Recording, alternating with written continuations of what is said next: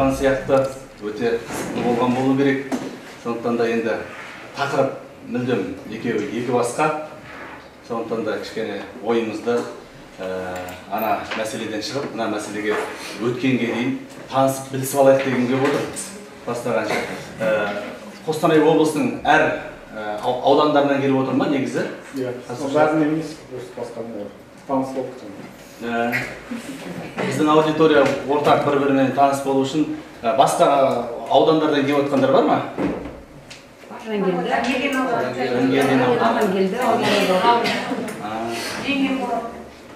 Кім болады?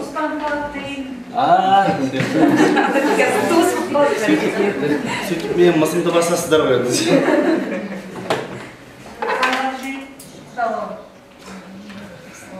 Кіріспесін бастап бересіз ба? Сіз болсын. Не де шығайын ба? Тағы бір мәрте қайырлы күн, құрметті біздің тыңдаушылар. Бүгін ашық дәріске келген барша қауым. Алтын уақыттарыңызды бөліп, бүгін дәрісімізге келгендеріңізге көптен көп рахмет. Осы жылы тамыз айынан бастап, бүгін міне 9-шы ашық дәріс өткелі отыр. Осы челлендждің, қалай десем, идеялық авторы Ренат Закиевич, Ренат Закиевич осы Абайдың қара сөздерін қайта жаңғыртсақ, халыққа тағы да бір заманауи көзбен түсіндірсек деген мақсатпен осы челленджді ұсынған болатын. Сол Ренат Закиевич алғы сөзді сізге бергім келіп отыр. Рахмет. Құрметті осы дәріске қатысушылар, бұл жерде бір жақсы академияның ресми тыңдаушыларымен бірге бізде келген қонақтар бірге қатысып отыр. Үлкен біздің депутаттарымыз, журналистеріміз барлығы бірге отыр. Ол өте қуанышты жағдай. Жалпы енді бізде осы жақында да деген Фейсбуктан оқыдым. Абайдың сөзі өзгермейді, өйткені қазақ өзгерген жоқ депті. Сондай бір сөзді жазған бір кісіні оқыдым. Оның айтайын деп тұрғаны, негізі мен өзімнің ойыммен түсінгенім, Абайдың сөзі біздің бүгінгі күнде де өте маңызды. Өйткені сол кездегі 100 жыл бұрынғы айтылған проблемалар бізде бүгінде бар деген сөзді. Сондықтан осындай жаңағы Абай күні деп шыққаннан кейін, біз оны бір күнде ғана атап өтпей, біз бір созып, бірге жасайық деп ақерге дәуренбексін айтқан болатын. Соның егерде мен бірінші лекцияны бастайын, осы жерде оқиық, содан кейін ағырай жалғастырайық. Бізде мынандай жаңағы бір мемлекеттік қызметкер, бір қоғам белсендісі, жаңағы квази сектордан немесе басқа деген сияқты біз сондай екі жақтан да алып, өйткені мемлекеттік қызмет деген кезде барлығымыз бірінші кезекте сұралатыны біздің жұмысымыз ғой. Бірақ та жұмыстан бөлек біз басқаша екінші жағынан шығармашылық ізденіс болса, шығармашылық жағынан бір-бірімізбен аралассақ деген сияқты ой болған болатын. Соның ары қарай біздің академияның филиалы жақсылап ұйымдастырып, ары қарай жақсылап жасап жатқанына қуаныштымын. Өзіміз енді мені бүкіл лекцияларымен тыңдап, егер де қатыса алмасам, міндетті түрде онлайн лекцияларды тыңдап жүрмін. Сіздердің де лекцияларыңызды тыңдап, бәрін қарап, көріп, жаңашыл болып, енді осы мені өте жақсы ойлар айтылып жатыр. Сіздерден аудандардан келген, осы оқуға келген адамдарға менің ойымша бұл да жақсы бір сіздердің жаңағы жұмыс бойынша алған ақпаратпен басқаша ой алу, басқаша ақпарат алуға да жақсы мүмкіндік деп ойлаймын. Өйткені бізде барлығы тек қана жұмыс бойынша айту, жұмыс бойынша әңгімелесу болмау керек. Өйткені біз басқа жағында қамту керекпіз деген сияқты. Сондықтан осы жобамыздың жүзеге асып жатқанына қуаныштымын. Енді Құдай қаласа осы жоба соңына дейін жеткен кезде бізде 45 қағаз сөздің Қостанайдағы өзімізге қатысты бір басқаша бір несі түсіндірмесі пайда болады, сондай базамыз пайда болады дегенге сенімдіміз. Сондықтан сізге барлығымызға сәттілік. Бүгін бір жақсы лекция болады деп ойлаймын. Өйткені енді білесіздер ғой, Марғұланды білдей бір музейдің басшысы, өзі ақын, өзі осындай неге жақын жақсы бір бүгін демалыс болады деп. Тақырыбы хакім дейсіз ғой. Иә. Жақсы, рахмет. Енді көріп отырсыздар ғой экранда.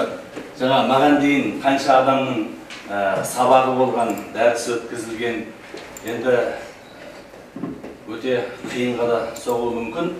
Десек те мінекей бүгін 13 айдың 9 күні 10-шы қара сөзді талқылайтын 9-шы дәріске жиналып отыр екенбіз. Енді бұл да сондай бір сәттілік. Енді Абай Құнанбайұлы күні бекітілгені бәріңізге мәлім. Мен осы жақында Абай телеарнасында сұхбат бергенмін Ыбырай Алтынсаринға қатысты тақырып бойынша. Сол кезінде айтқан едім, бізде Қазақстанда Абай күні бар, Ахмет күні бар. Неге Ыбырай күнін бекітпейміз деп. Себебі мына ұстаздар мерекесі қарсаңында Ыбырайдың жаңағы 2 қараша туған күні, соған байланысты Ыбырай күні деп бекітілсе, ол да нұр үстіне нұр болар еді. Осындай тұлғалардың бір-бірінен ажыратпауға тиісті едік қой деген ойды айтқан болатынмын. Енді мінекей Абай Құнанбайұлы күніне орай ұйымдастырылған челлендж аясында ұлы ойшыл бабамыздың 10-шы қара сөзін талқылау сіздерменен бізге бұйырып отыр. Мен өздеріңізді көргеніме қуаныштымын. Әлбетте көңіл көпті. Себебі Данабайдың қара сөзі әрі қызық, әрі қиын. Бір оқып түсіну мүмкін емес, бірден айтайын. Соның ішінде 10-шы қара сөзінің ойы терең, артқан жүгі тым ауыр, мазмұны өте күрделі екен. Ондағы көтерілген мәселелер, жаңа Ринат Зәкиұлы айтып өткенде, бүгінге дейін өзекті тұстары қандай деген тақырыпты біз қоса ашуға тиістіміз. Несіменен, неліктен ол әлі күнге дейін маңызды күн тәртібінде тұр. Абай қайранда сөзін қор болдау тобықтының езіне деп сол кезде қиналса, жаңағы қалың елім, қазағым қайран жұртым, ұстарасыз аузыма түсті мұртым деп сол кезде қиналса, сол кездегі мәселелер бүгінгі күн тәртібіне түспей тұруының өзі біздің алға қаншалықты жылжығанымыздың өзінде мысалы 2 ғасыр салып тұспалдай беруге болады. Хош, ал бастайық. Енді бісміллә деп дәрісімізді бастаймыз. Енді сіздерден өтінерім біріншіден ұялы телефондарыңызды үнсіздікке қойсаңыздар, басталмай жатып телефонның шырылдауы адамның ойын бөледі. Сондықтан да меніңше. Екіншіден, сұрақ жауап кезінде өз ойларыңызды ортаға еркін қысылмай салып отырсаңыздар, сонда дәріс неғұрлым бір адамның айтуымен емес, қабылдаушы тараптың ой қосуымен арқылы қорытылар. Сондықтан да бірге жаңағы сырласып отырайық енді. Бірден алғашқы сауал. Абайдың 10-шы қара сөзін кім оқыды? Кімнің есінде бар? Оқығандар қол көтеріңіздерші. Оқығандар. 1, 2, 3, 4, 5, 6, 7, 8 адам оқыған екен, 9 адам. Ал енді 10 адам оқыған екен. Ал енді сіздер айтыңыздаршы, тақырыбы не? Абайдың 10-шы қара сөзі не туралы? Бала тәрбиесі. Бала тәрбиесі. Ең бастысы баланы дүниеге келу үшін Құдайдан баланы не үшін сұрайды дейді. Қызық, Алладан баланы адам не үшін сұрайды? Абай айтады. Алдымен сіздердің ойларыңызды біліп алайыншы. Адам Құдайдан не үшін бала тілейді деп ойлайсыздар? Артынан бақалсын деп. Дұрыс айтасыз. Екінші, қандай варианттар болуы мүмкін? Өлсем орынды басын. Ол Абайдың сөзі. Өлсем орынды қара жерсіз болмайды. Иә. Жалпы Елге пайдасын келтіріп. қандай? Елге пайда Елге пайда келсін. Яғни жақсы адам болсын деген ниетпенен, ол әлбетте жақсы адам бола ма, жақсы адам болмай ма, ол өзіңіздің тілеп алған балаңызға берген тәрбиеңізге байланысты. Енді жалпы мынандай бір статистикаға сүйенгім келеді. Қазақстанда жалпы Қостанай облысы бойынша биылғы 2024 жылдың қаңтар айынан шілдесіне дейінгі демографиялық статистика бойынша 5,5 мың бала дүниеге келген екен. Биыл қаңтардан шілдеге дейінгі есеппен. Бұл былтырғы жылменен салыстырған кезінде 3,5 есе кем екен. Яғни былтыр бала туу несі көбірек болған биылғыдан қарағанда. Демек, дүниеге балалар келіп жатыр, ал енді республика бойынша емес, Қостанай облысы бойынша халық саны биылғы есеппенен 830 мыңға таяқталды. Оның ішінде Қостанайда 520 мыңдай тұрғын бар екен. Енді осыған қатысты қазір Абайдың қара сөздерін тыңдайтын боламыз. Ең бірінші мен мына ескерте кетейін, бұл видео бейнені интернеттен жүктеп алдым. Сондықтан қазір оны тұтасынан бәрін ұзағын тыңдамаймыз, оны бөліп 5 тарауға бөліп отырмын. Сол үзік тыңдай отырып, соны өзіміз жалғастырып ойымызды, сосын ойды ортаға салып, талқылап бірге бастайтын боламыз. Біріншісін тыңдайық.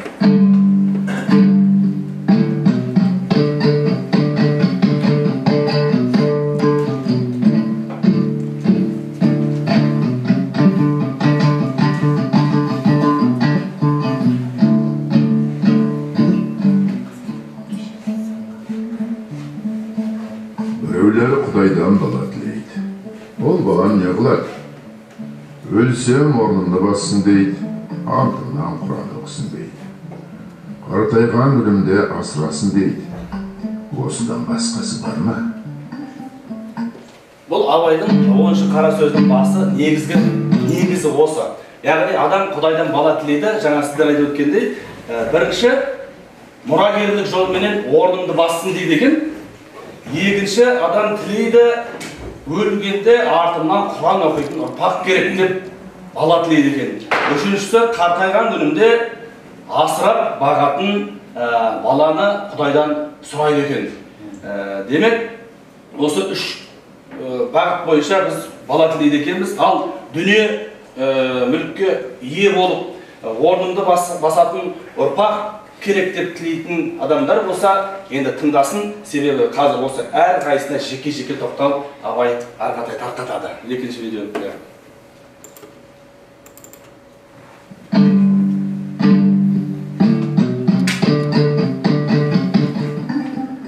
Балам орнымды бассын демек не сөз? Өзіңнен қалған дүние есі қалар дейсің бе? Қалған дүниенің қамын сен жемек пе?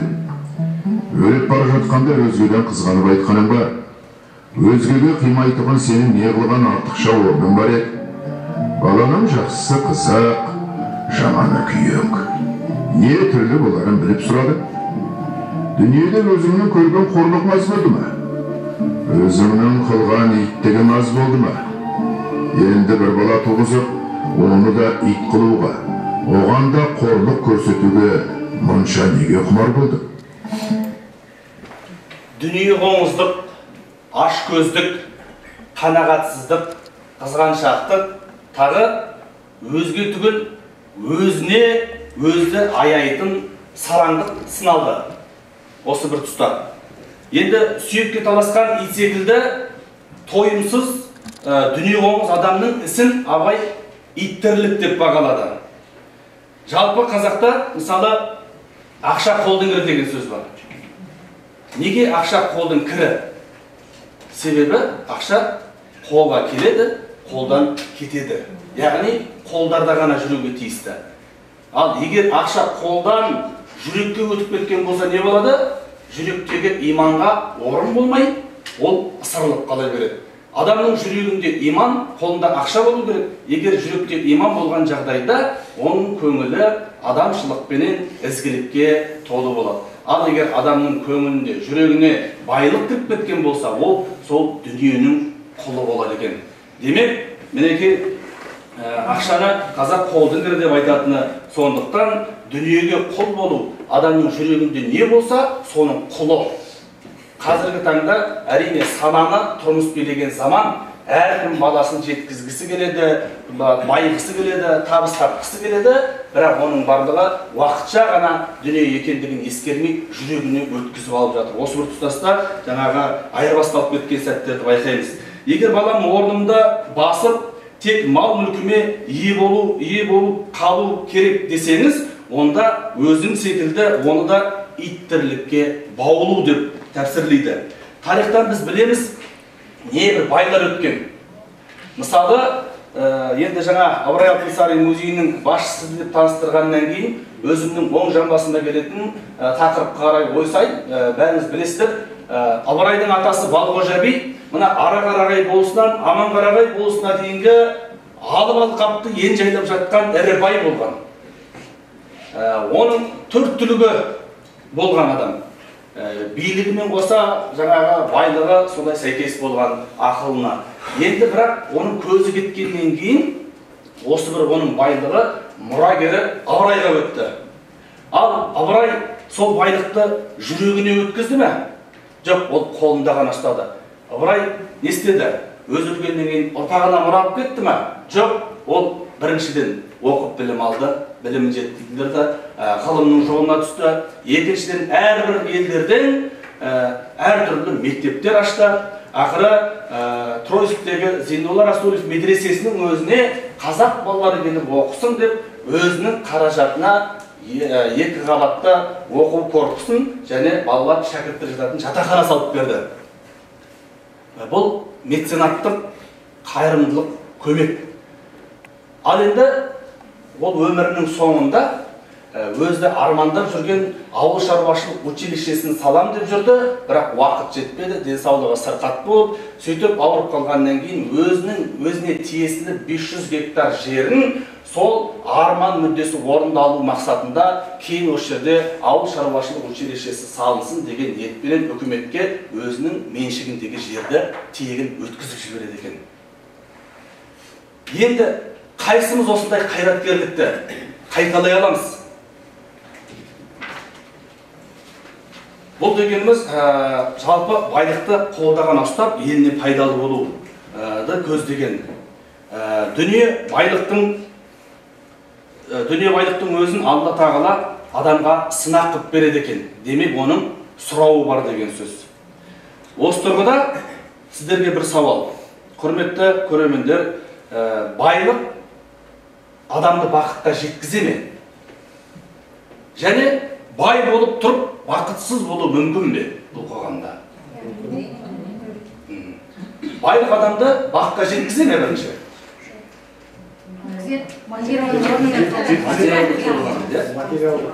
Материалдық жағынан байлық адамды бақытқа жеткізу мүмкін.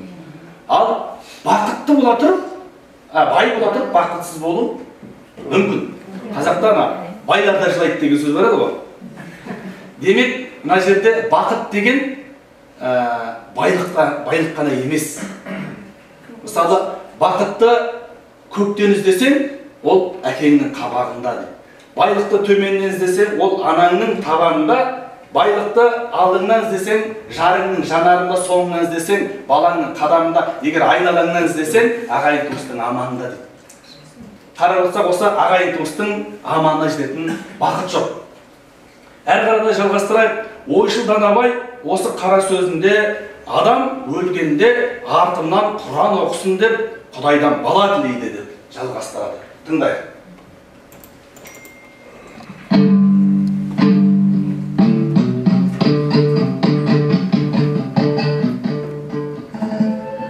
Артымнан балам Құран оқысын десем, тірлікті өзінің жақсылық қылған кісім көп болса, кім Құран оқымайды? Егер жаманшылықты көп қылған болсаң, баламның оқыған Құраны сені неге жеткізеді? Тірлікті өзің қылмаған істі өлген соң саған балам кәсіп қылып бере ала ма? Ақирет үшін бала тілегенің, балам жасында өлсін дегенің. Егерде ер жетсін десең, өз ер жетіп, ата-анасын тұзақтан құтқарарлық бала қазақтан туа ма екен? Ондай баланы сендей әке, сенің еліңдей ел асырап өсірмек пе екен? Жақсы адам деген ойды айтты. Сіздердің ұғымдарыңызда жақсы адам деген кім?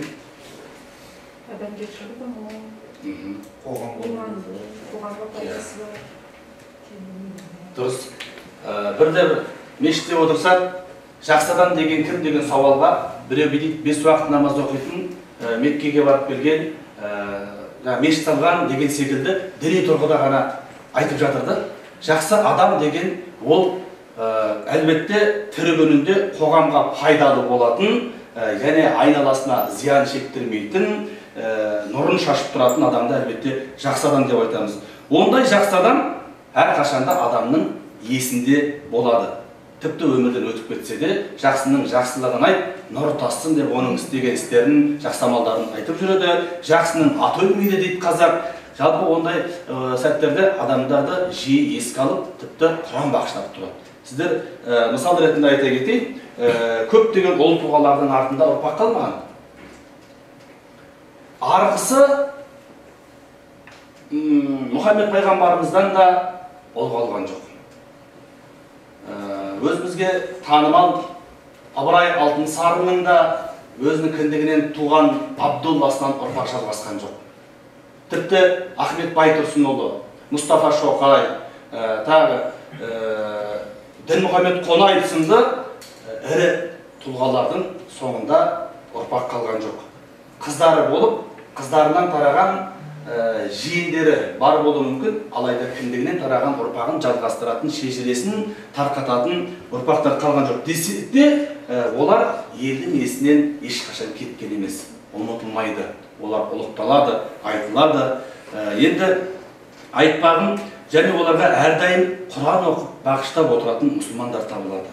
Демек, өзің жақсы болсаң, Құран оқу үшін ғана Құдайдан бала тілеп қажет емес дейді абай. Енді мұның екінші жағы, егер күнәһар болсаң дейді, өмірде жасаған жамандығың көп болса, мысалы парақор, жемқор, нашақор, зинақор, тағы айта берсек, осылардың барлығы қор деген сөзбен аяқталады екен. Яғни қор болу өкінішпенен қасіретке әкелетін ұғым. Демек, жүрегінде ізгілік пен имандығы жоқ адам бар болатын болса, ұрпағының оқыған Құран дұғасы қорған бола ма дейді. Егер тірлігінде өз жақсы адам болмаса, ұрпағының оқыған Құран дұғасы оған қорған бола ма дейді. Қабыл бола ма деп тұр ғой. Оның өзі екі талай.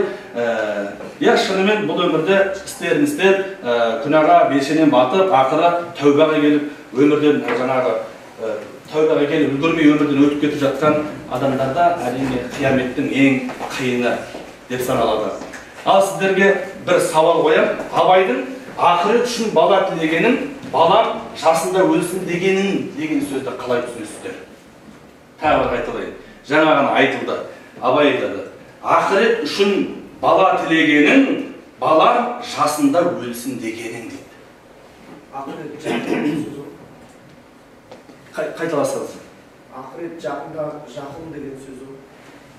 Жоқ, олай емес. Ол жаңағы Мұхаммед пайғамбардың хадисінде бар ғой. Егер де бала ерте қайтыс болса, ол дүниеде ата-анасына шапағатшы болады. Дұрыс айтасыз. Хадисте де бар. Былай дейді. Егер бала өмірден ерте жасында өтіп кеткен болса, оны біз не деп айтамыз? Қайтыс болды деп айтпаймыз. Оны шетінеді дейді. Шетінеді дейді. Яғни бала шетінеген бала сразу жаннаттық деп айтады оғында. Енді ол кісі былай деп келді. Егер шетінеген бала о дүниеге барғанда бірден жаннаттық болған кезінде, ата-анасы ақырет күні алдына келген кезінде Алланың алдына айтады екен, мен бұл дүниеде ата-анамның мейірімін көрген жоқпын. Ата-ананың мейірімін сезіне алмадым. Ең құрмағанда мынау ақтық мәңгі дүниеде ата-анаммен бірге болғым келеді деп, Алланың алдына барып шапағатшы болады дейді. Сол кезінде ата-ананы баланың шапағатты тию арқылы жаннатқа кіргізеді дейді. Сонда енді қараңыздар, Абай сол Құранға сілтеме жасап былай деп отыр ғой. Ақыретің үшін бала тілегенің, балам жасында өлсін дегенің дейді. Көрдіңіздер ме? Яғни өмірден ақыретіңді ойлап ғана бала тілеген болса, неге айтсын? Өйткені сен өзің жаннатыңды ғана ойлап, балаңды өлімге қиып отырсың деп отыр. Естеріңізге сала кетейік, жоғарыда Абай кейбір адам қартайған күнінде асырасын деп Құдайдан бала сұрайды деп айтады. Осы дөңгелектегі айтылған сөзін толық тыңдайық.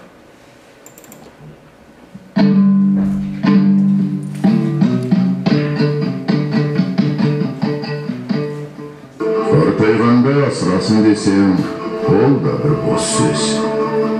Әуелі өзің қаруын қайтарлық қартаюға жетемісің жоқ па? Екінші балаң мейірімді болып, асырарлық болып туған ма жоқ па? Үшінші, малың болса кім асырамайды? Малың жоқ болса қай асырау толымды болады? Баланың мал табарлық болары, мал шашарлық болары, ол да екі талай. Рахмет.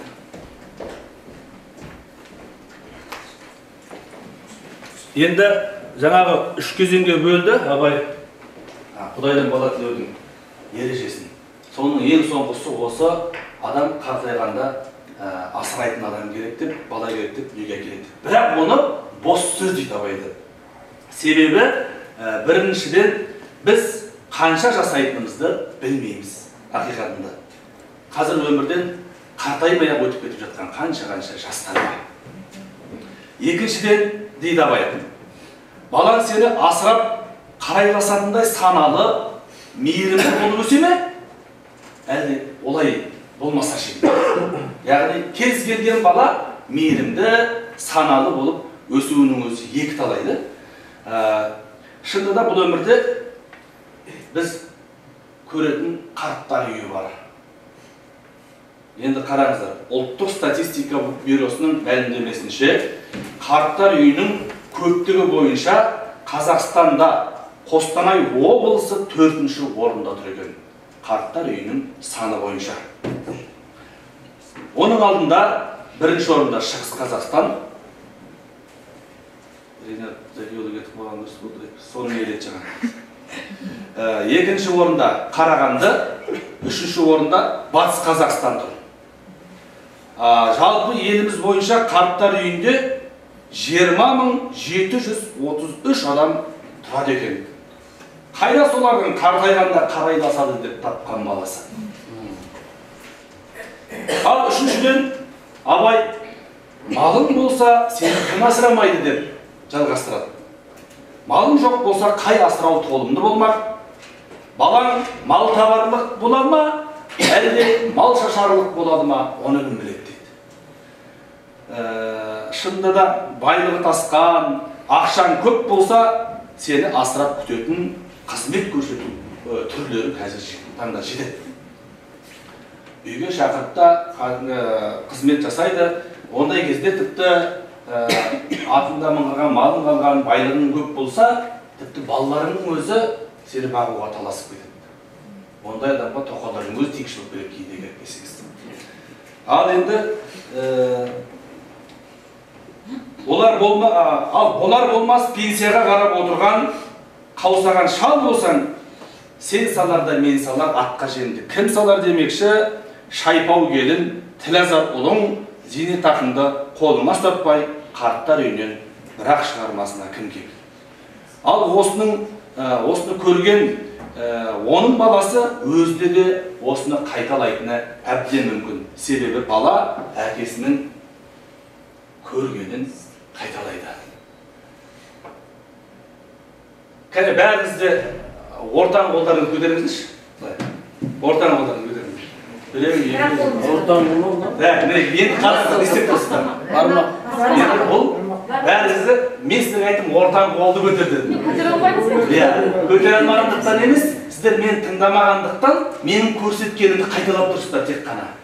Мен сіздерді әдейі жаңылыстыру үшін бүйтіп көрсеттім. Сен сиқыршы болыпсың. Енді қарасаңыздар, бала жаңа айттым ғой, бала әкеден көрген секілді. Тіпті бала бұлай тұрсын, өздеріңіз ересек өздеріңіз көргендеріңіз істеп отырсыздар. Қостанайда мына бармақты ортаң қол деп айтамын. Соған қарсы наразылық білдіріп отыр. Тіпті ортаң қолды көрсете аласыз? Ол жоқ қой? Жоқ. Ортаң саусақ деп айтсам, может жаңа сіз айтып отырсыз, мен оны көрсете алмаймын ғой деп. Мен саусақ деген жоқ, ортаң қолды. Адамда ортаң қол болмайды, екі қол оң және сол бітті. Ортаң қол адам ғана болады. Ортаң қолда адам болуы мүмкін, іс болуы мүмкін ортаң қолда. Бірақ десек те біз көп жағдайда өзіміз көргенімізді қайталайды екенбіз. Ал бала өзіңнен қалған байлықты дұрыс жарата ма? Егер мал табарлық емес, мал шашарлық болса қайтесің дейді абай. Еріншек, бекер мал шашпақ, балалар қаншама. Біреудің табысы біреуге азық бола ма? Болмаса, болған жағдайда ол адал болар екі талайды. Мұндайда дайнаста тік қасып болып жүргендерде жетерлік. Абай түйіндесін.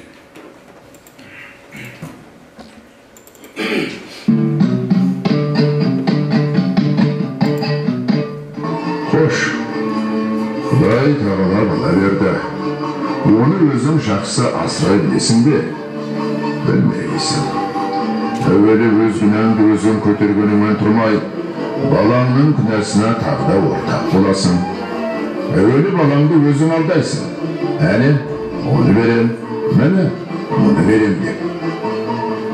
Басында балаңды алдағаныңа бір мәз боласың. Соңыра балаң алдамшы болса, кімнен көресің?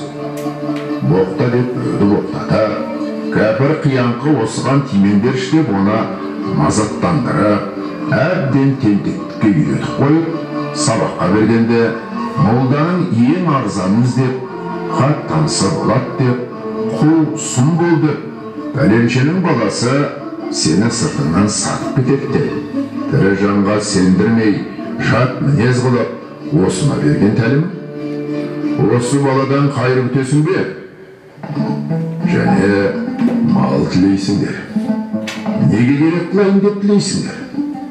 Әуелі Құдайдан тілеймісің? Тілейсің.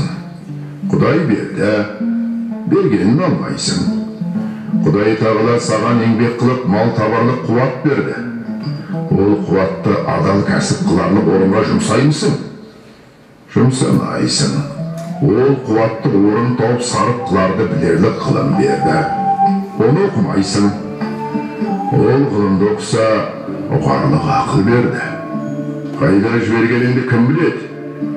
Ерінмей еңбек қылса, түңілмей іздесе, орнын тауып істесе, кім бай болмайды? Оның саған керек жоқ. Сенікі біреуден қорқытып алсаң, біреуден шалынып алсаң, біреуден алдап алсаң болғаны іздегенің сол. Бұл Құдайдан тілеген емес, бұл абыройын арын сатып, адам жаулағандық, тіленшілік. Хош, сөйтіп жүріп ақ мал таптың, бай едің. Сол малды сарық қылып, ғылым табу керек. Өзің таба алмасаң, балан тапсын. Ғылымсыз ақирет те жоқ, дүние де жоқ. Ғылымсыз оқыған намаз, тұтқан ораза, қылған хаж, ешбір ғибадат орнына бармайды. Ешбір қазақ көрмедім, малды иттікпен тапса да, адамшылықпен жұмсаған. Бәрі де иттікпен табады, иттікпен айырылады.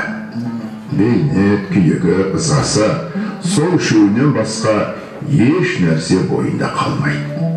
Барында байымын деп мақтан, жоғында мағанда баяғыда мал бітіреді деп мақтанады. Кедей болған соң тағы қайыршылыққа түседі. Сондай жаңағы өмірдің бумеранг деген секілді бай бола тұрып кедей қалыпқа түсуі мүмкін. Кедей бола тұрып табан астында байып кетуі мүмкін. Жалпы осының барлығы иттік жолменен табасың деп, адамша жұмсайсың деп. Яғни итше тірнектеніп өмір сүресің деген сөз ғой. Сонымен Абай 10-шы қара сөздің соңында хош, Құдайдан тілеген балаң өмірге келді. Енді оны қалай тәрбиелейсің деп үлкен сұрақ қойып отыр. Жас бала шыбық тәріздес. Қалай басында жаңағы иетін болсаң, ол сол қалыпта өсе бермек. Осы орайда айтылған алғашқы ағартушысы Ылғи Алтынсаринның бақша ағаштары деген әңгімесін тыңдайықшы, шағын ғана.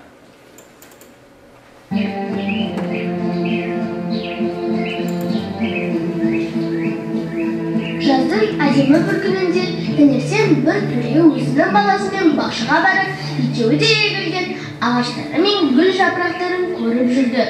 Мына ағаш неліктен тік-тік, ана біреуі неге қайсық біткен деп сұрады баласы. Оның себебі балам, анау ағашты бағу-қағумен өсірген. Қисық бұтақтары болса кесіп, мынау ағаш бағусыз, өз шығу қалыбымен өскен. Олай болса, бағу қағуда көп мағына бар екен ғой, деді баласы. Бағу қағуда көп мағына барында шек жоқ, шырағым. Мұнан сен де өзіңе әбірет алсаң болады. Сен жас ағашсың, саған да күтім керек. Мен сенің қате істеріңді түзеп, пайдалы іске үйретсем, сен менің айтқанымды ұғып, орнына келтірсең, жақсы, түзік кісі болып өсерсің. Жағусыз бетімен кетсең, сен де мынау қисық біткен ағаштай қисық өсерсің, балам. Адам өсімдік тәріздес өсу процесі кезінде басында тамыры қалай жайылып, алғашқы бойын қалай тіктесе, солай жалғасып кете береді екен. Енді ата-ана бала тәрбиесінде қандай рөл атқару керек? Мысалы, бір бала қуаныш болады, екінші бала күйік болады дейді. Тәрбиелі бала болса. Егер мысалы біз қазіргі соңғы әлеуметтік желіде шулатып жүрген сорлы еркек деген тақырыппенен Мұқағали Мақатаевты жамандап жүрген бір баланы білеміз, блогер. Міне. Осы еркек мысалы сорлы еркек деп Мұқағалиды жамандай отырып, өзінің сорлы екендігін және оның ата-анасының да сорлы екендігін көрсетіп отыр. Біріншіден ол негізі мына қазақ поэзиясынан, қазақ әдебиетінен сусындамай өскен бала. Екіншіден ата-ана мына этнопедагогикаға жарымаған бала. Яғни тәрбиесінде ақаулық бар. Біріншіден өзі поэзияның, өлеңнің құрылымын түсінбей отырып, бүкіл қазақтың ағиық атанған абзал ақынына осындай күйе жағып, қазақтың бетіне күйе жаққан тәріздес. Яғни осы шулағалы бері бұл кісінің ата-анасында да маза болмауы мүмкін. Демек бұл ата-анасынан алған тәрбиесін жоққа шығарып, осылай елдің бетіне әлгінің ата-анасы кім тәрбиеледі деген тәрбиесі деген атаққа кенелді. Ал енді тәрбиелі адам не істейді? Келесі суретті ашыңыз. Яғни бізде өзінің ғана емес, бүкіл ата-анасының, бүкіл елдің намысын қорған Димаштың тәрбиесін алып қарайық. Ол қазақ эстрадасының ғана емес, әлем жұлдызы, әлемдік аренаны бағындырған адам, өнерпаз. Оны тәрбиелеген кім? Осындай ата-анасы. Әлі күнге дейін ата-анасына ешқандай кірбің көңіліне ұялататындай сәт әкелген жоқ, әкелмей-ақты қойсын. Қаншама өнер жұлдыздары бар, темір тордың ар жағына туа отылып, ішкістан берді барып келіп отқан мысалы. Жаңылысатын көп өнерпаздар бар. Жаңылмайтын жақ жоқ, сүрінбейтін тұяқ жоқ дейміз. Десек те, жаңылмай-ақ, сүрінбей-ақ, ата-анасының тәрбиесінен, қазығынан айнымаған ұрпақ, этнопедагогиканы көрген бала, ол түзіп жүріп, түзу тұрады. Енді бұл жай ғана салыстырмалы түрде, яғни жақсылықпенен жамандықтың тәрбиеге қатысты шешімі тауып жатқан көрінісі. Енді сіздерден мен сұрағым келіп отырғаны, бала тәрбиесі қандай бағытта болу керек бүгінгі таңда? Біз баламызды не нәрсеге тәрбиелеуіміз керек деген тақырыпты сіздердің ойларыңызды білгім келеді. Енді бала тәрбиесіне қаратай ойыстық қой. Бала тәрбиесі қандай бағытта болу керек? Бірінші сауал, қандай бағытта? Бұл заманда баланы неге құлшындырып, неге тәрбиелеуіміз қажет? Қандай жолменен, не нәрсеге? Ойыңызды айтыңыздаршы. Өте өзекті мәселе ғой бала тәрбиесі деген. Негіз баланың тәрбиелі болу үшін әуелі өзің тәрбиелеу керек. Өзің тәрбиелі болсаң, балаң да тәрбиелі болады. Бірақ енді қандай бағытта? Бүгінгі заманда біз ұлттық бағытта тәрбиелеуіміз керек пе, әлде бүгінгі заманда, бүгінгі көшке ілесетін қоғамға лайықты бала тәрбиелеуіміз керек пе? Қазақи қалыпта қойын. Қазақи қалыпта. Біздің қанымызбен келген. Адамгершілік әр дәуірде де ол ескірмейтін, құндылықтарды бойына сіңдіре отырып, заманауи талапқа сай келетін білікті, адамгершілік жағын өсірген дұрыс. Қазір мысалы бізге шетелдерден біздің идеологиямызға қарсы келетін көптеген идеологиялар келіп жатыр ғой. Соған төтеп бере алатын, өзінің негізін білетін, дінін білетін, менталитетін түсінетін, өзінің ұлттық құндылықтарын бағалай алатын сондай ұрпақтар беруіміз керек. Сонда оларға шеттен келген қандай да бір өзге идеология жетпейді. Ал егер біз өз баламызға оны бала кезіне сіңдіре алмасақ, яғни біз мысалы өзіміздің қазіргі кезде біздің әке-шешеміз ертегілерде біздің батырлардың тұлғаларын көріп, соларға еліктеп өскен болса, қазіргі кезде олар не көреді? ютубтан басқа бір қайдағы жоқ бір білмеймін аттарында білмеймін, соларға еліктеп өсіп келеді. Оны көрген бала өзінің қазіргі мысалы Қобыланды батырды танымайды, қандай да бір біздің ұлттық тәрбиедегі ұлы тұлғаларды білмейді. Солардың білмегендіктен, мен мысалы дәріс өткізгенде біз ылғи біреуді кінәлаймыз. Біз мысалы айтамыз, сыбайлас жемқорлық, қандай төбедегі басшылар, андай мындай дейміз да. Мен айтамын, ал сіз өзіңіз не істеп жатсыз осы жағдайды өзгерту үшін? Әр адамның өзінің ықпал ететін ортасы бар. Біздің ықпал ететін ортамыз ол біздің отбасымыз, бала-шағамыз, туған-туысқандарымыз. Мысалы, мен басшы ретінде өзімнің әріптестеріме де сөзім өтеді. Сол өзіміз ықпал ететін ортаға сол құндылықтарды дәріптей беруіміз керек. Оны мысалы үйретуіміз керек. Мен ер адамдардан сұраймын, қайсыларыңыз үйлеріңізге барып, ер балаларыңызға бата үйреттіңіз? Қайсыңыз барып, мысалы, біздің әдет-ғұрыптарды айтып, ертек оқып бердіңіз? Солар, мысалы, 10 адам отса, бәлкім біреу шығар, бәлкім шықпас. Ал, мысалы, біз бүкіл тәрбиені интернетке беріп қойғанбыз қазіргі кезде. Біз емес, интернет тәрбиелеп жатыр ұрпақты. Содан біз сосын қандай нәтиже көреміз? Сөзіңіз аузыңызда, мен бір мектепте іс-шараға қатысып, сосын сол мектептің асханасынан түстік тамақ ішетін болдым. Сол кезінде балалардың барлығы тамақ ішіп отырды, мен ақырындап қарап отырдым, ең соңында тамақ ішіп болғаннан кейін тұрып кетіп жатқан кезінде ас қайыратын бала көрген жоқпын. Мектепте ас қайырмайды екен балалар. Ол ас қайыру үшін бала үйінде әкесінің ас қайырғанын көру керек. Мысалы, менің үйімде әлкей Марғұлан өсіп келе жатыр. Оған жаңағы түсінбейді, сөйлей алмайды, бірақ біз жаңағы бата берген кезінде қолың жай дейміз. Қинаймыз оны, қолың жай. Ол жаймайды дейді. Жайды. Ол түсінбейді оның жайдың мағынасы не екенін. Бірақ осыны көріп өскен балалар кейінгі уақытта дастарханнан ас қайырмай тұруды әдет қылмайды. Демек, яғни ас қайырудан басталады. Тәрбиенің барлығы ол батамен ерлеу керек дейді. Сосын кейінгі уақытта жеңгелеріміз, келіндеріміз баланы бесікке бөлемеуді әдет қылып жатыр. Қазақта тәрбие тал бесіктен басталады дейді. Қазақта бесік көрген бала деп үлкен ұлы тұлғаларды айтып жатады. Яғни бесік көрген бала дегеніміз не? Ол тек қана бесікте жатқан емес, яғни ата әженің тәрбиесін көрген деген сөз. Ал бесік көрмей өсіп жатқан қаншама бала бар дейді. Ауыспалы емес, тікелей мағынасында да. Енді қазір экранға назар аударыңыздар. Осы менің тәрбиенің бүгінгі замандағы 16 ережесі бар екен. Соны көріп шығайық. Бірге оқыңыздар.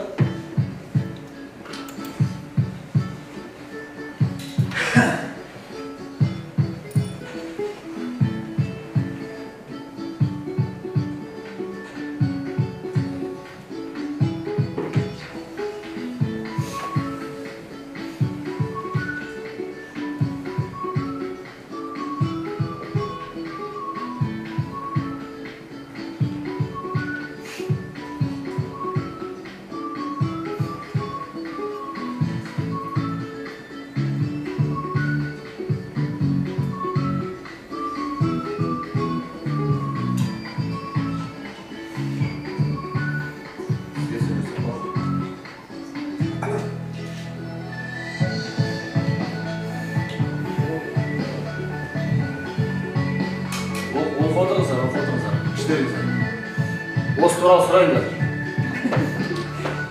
Арманыңыз біздің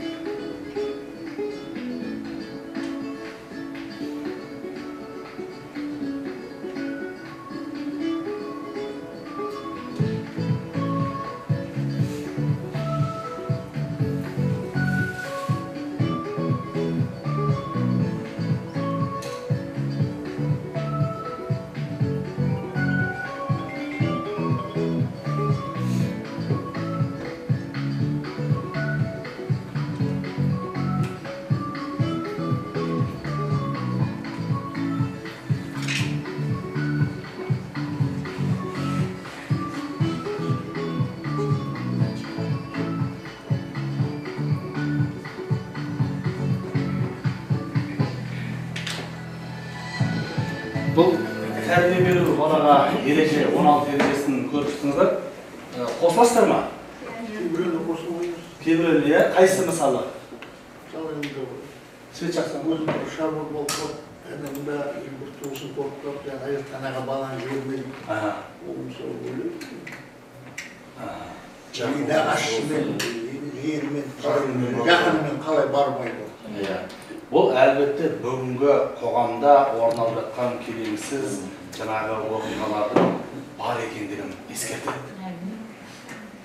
Жаңағы өзін қол ашып отырып балаға бұл зиян деп айтпа дейді. Өткен себебі оның зиян екеніне күмәнмен қарайды бала.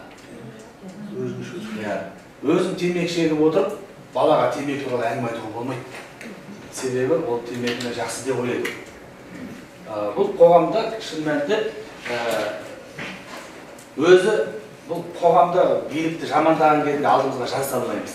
Ұры, қары, жаңағы жемқор деп әнмен соғамыз, бірақ үйде отырып өзіміз жемқорлықты үйде жасаймыз.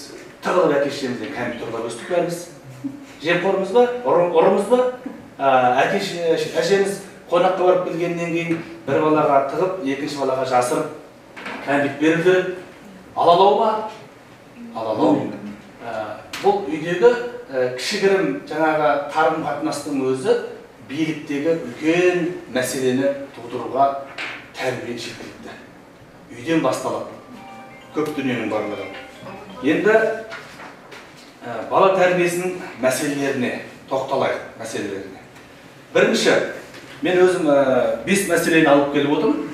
Сіздер қосып өтіңіздер, келіспесеңіздер, нақты онда айтыңыздар. 5 мәселе, мысалы, балаға әсер ете білмеу бірінші мәселе.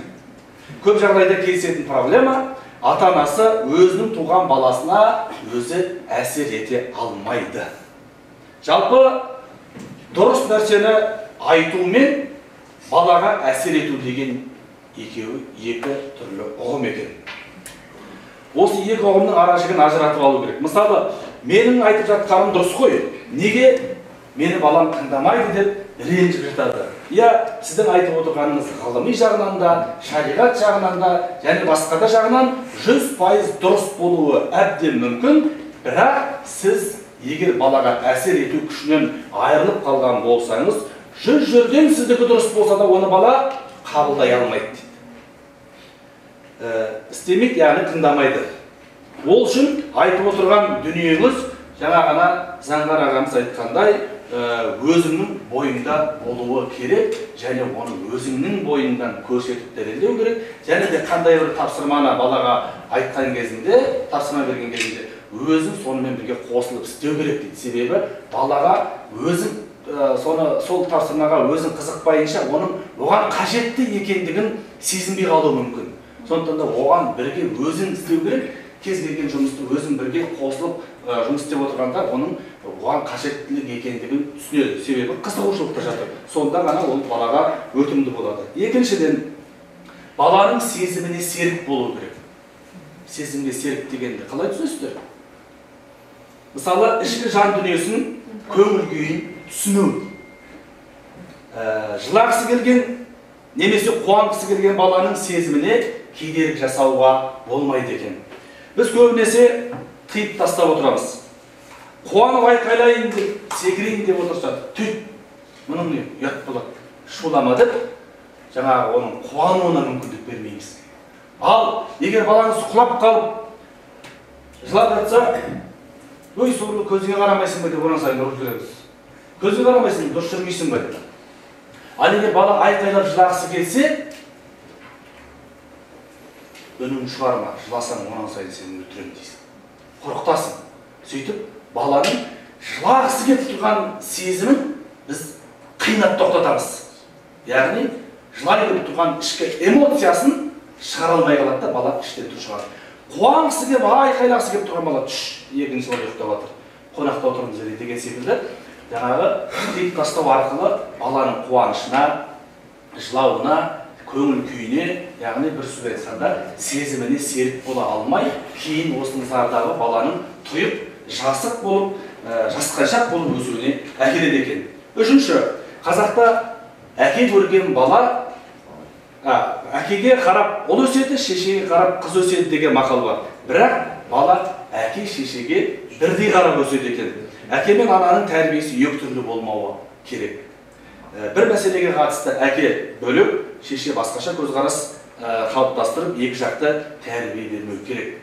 Осындайдан бала кімдікі дұрыс екендігін түсіне алмай, санасы сансаққа кетіп, ең ақырғы аяғында екеуінің де тәрбиесін қабылдамауға шешім қабылдайды. Төртіншіден, ата-анаменен қатар ата-әженің де тәрбиесін алған бала озық бала болып тәрбиеленеді. Жаңағы айтып отырмыз, кейде бізде ата-ананың жаңағы өмірге келген тұңғыш баласын ата-әжесі бауырына басып жатады, немесе басқа жаңа балалар болмағандықтан басқа әнелеріне, бауырларына беріп жатады. Ол кезде тәрбие мүлдем бөлек. Ал енді төрт адамның тәрбиесін ата өзінің орнында ата болып батасын берсе, әже болып еркелетіп, ертегісін айтып отырса, ана болып мейірімменен, әке болып қамқорлығына алатын болса, бала мықты болып қалыптасады. Ал егер де ата-әже баланың өзінің бауырына алып, және олардан бөлек жырақ кетіп қалған болса, ол өзінше балаға ата-ана болғысы келеді, бірақ ол ешқашан бола алмайды. Бала ол әкенің мейірімінен, ананың мейірімін ата-әжеден ешқашан көре алмайды екен.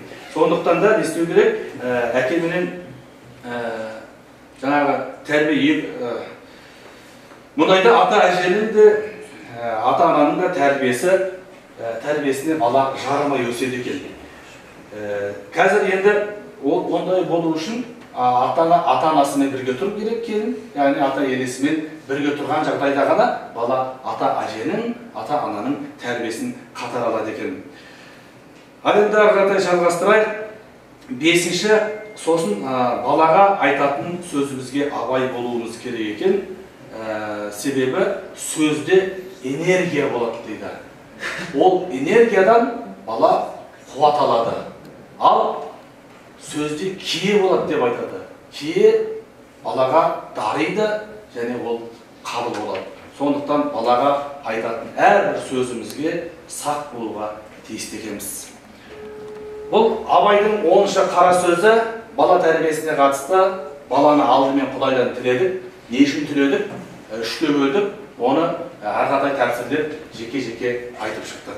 Сонымен менің сіздерге дәрісім осымен аяқталды. Әрқадай сұрақ жауап болса,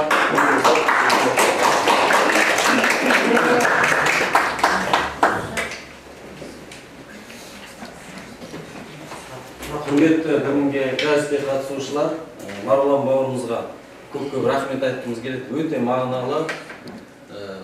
Бүгінгі Абай хакімнің қара сөзін кәдімгі қазіргі уақытпен қауыштырып, тереңінен бала тәрбиесін қамтып, жалпы қоғамның өзекті тұсын өткізе келе, жүректің түбіне жеткізді. Өте керемет. Егер Марғұлан алдағы уақытта тағы да осындай дәрістер оқыса, біз қамтып тұрамыз. негізі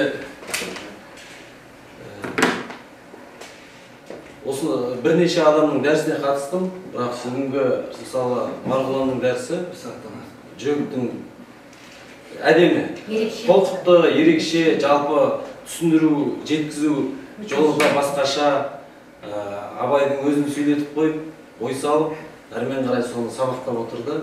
Сондықтан көп-көп рахмет. Және бала тәрбиесіне қатысты, енді бәрімізді әкеміз ғой, білмеймін, барлық қазақ отбасыларының жіберіп алатын қателік сияқты. Біз анау бірінші баламыз туғанда қатты, мейірленіп жақсы көреміз да, екінші бала туған кезде соған ауысып кетеміз. Ана бірінші баланы ұмытып кетеміз. Оны кейін барып түсінеміз да, кейін түсінген кезде кішкене кешірек болып қалады сияқты. Сондықтан сол моментті бір жіберіп алмай, бір балаң ба, екі балаң ба, үш балаң ба, кезінде біздің әке-шешелеріміз 7 балаға өзінің сезімін жеткізген ғой, біз 2-ақ балаға жеткізе алмай қалып жүрміз да. Сондықтан сол бір қателікті жіберіп алу керек сияқты. Бала жалғардың кезіндегі сезіміңе әуелі есеп беріп алу керек дейсіз. Құдайдан бала сұраудың алдында жоспарлы жазып алу керек. Менің сезімім қанша балаға жетеді дегендей. Рахмет, Марғұлан мырзаға бір қошемет қосып.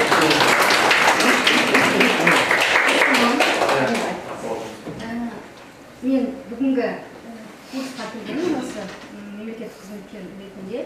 Кеше ғана ойлап отырдым, осындай қазақы тұрғыда бір әңгіме өрбітетін жерде барсам екен, қазақ әңгімеге сусындап жүрмін деп, өйткені менің араласатын адамдардың барлығы орыс тілді кісілер. Сондықтан бүгінгі сабаққа Ринат Закиева өткізген, Марғұлан мырза өткізген сабаққа өте қуаныштымын тыңдағаныма. Енді мен осы уақытқа дейін бірнеше дәріс тыңдадым, осы Абайдың қара сөздеріне қатысты. Бірақ сіздікі бір ерекше болды, өйткені педагогикалық тұрғыда, психологиялық тұрғыда, жаңағы ұлттық тұрғыда бәрін рет-ретімен жақсы түсіндіріп бердіңіз. Және менің бір ойым айтады, осы дәрісіңізді сіз мектептерге барып өткізсеңіз, ата-аналар жиналысында немесе жаңағындай мұғалімдермен бірге педагогтермен өте бір пайдалы дүние болар еді. Дұрыс айтасыз.